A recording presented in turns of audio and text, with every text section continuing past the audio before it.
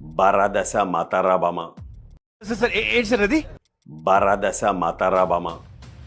ఇదేం భాష అనుకుంటున్నారా? నేను ఇలాగే అనుకున్నాను. ఒక విద్యార్థికి నేను రాయమన్న వాక్యం భారతదేశము నా మాతృభూమి. వాడు రాసింది అలా. దట్టా ఐ థింక్ వాటో వాట్.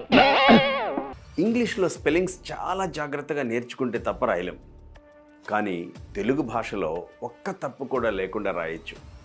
ఎందుకంటే మనం ఏమనుకుంటున్నామో అదే రాస్తాం కాబట్టి. సైకాలజీ అని ఉందనుకోండి, ఈ సై అనే అక్షరానికి మనం ఇంగ్లీష్లో PSY అని రాస్తాం. అదే సైన్స్ అని ఉందనుకోండి, ఇందులో కూడా సైయే ఉంది చూసారా, కానీ ఇక్కడ SCI అని రాస్తాం. షార్ట్ ఫామ్లో సైన్ అని ఉందనుకోండి, ఇక్కడ SI అని రాస్తాం.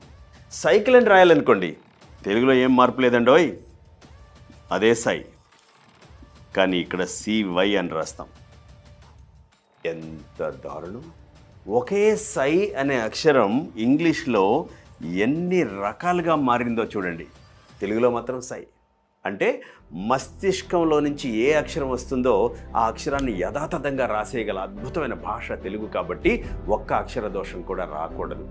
అక్షర దోషాలు లేకుండా రాయడం అనేది ఒక వ్యక్తిత్వానికి నిదర్శనం అని గుర్తుపెట్టుకోండి.